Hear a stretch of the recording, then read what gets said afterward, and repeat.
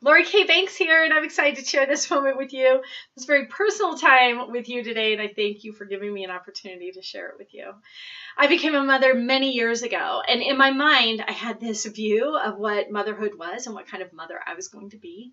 I kind of expected that I was going to be a little bit like June Cleaver. Some of you might be aware of her. She was in a movie many years ago, black and white, not a movie, television show about, I think it was called Leave It to Beaver. And she always had the perfect home. Her home was always in order. She had dinner on the table at the same time every day, perfectly done, perfectly made. She and her husband always knew the exact right things to say to her children, and life moved smoothly along as she guided and parented her children. Well, I learned really quickly that I was not equipped for that kind of a life.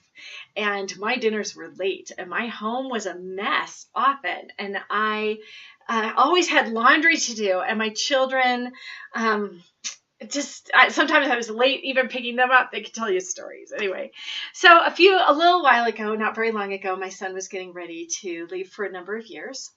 Several months at the very least, and I was worried about what things I had taught him to prepare him for this world and prepare him for this new adventure. And my mind went to all the ways that I had failed him, all the times that dinner had been late, that I had been late. There was so many times, and I worried for him.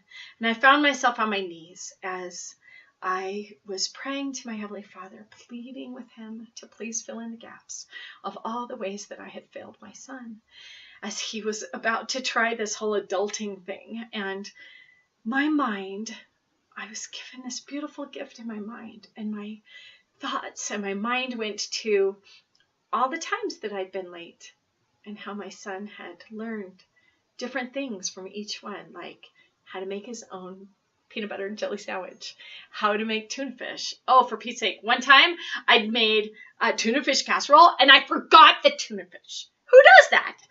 Well, he will never forget the tuna fish and tuna fish casserole if he ever chooses to make it because of that experience. My friend, I learned that I was a little more perfect for him because I gave him opportunities to learn.